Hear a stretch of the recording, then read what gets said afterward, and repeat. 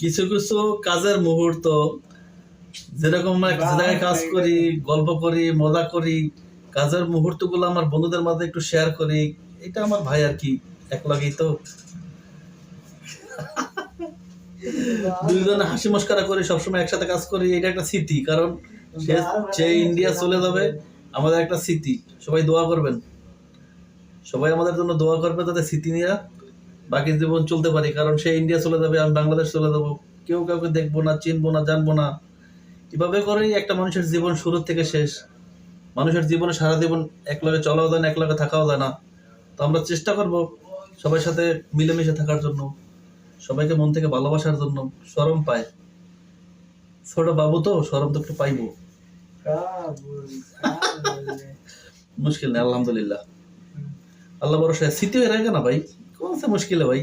तो चलिए बाहर हम लोग रेस्ट में है, बैठा हुआ है रेस्ट में। Thank you so much.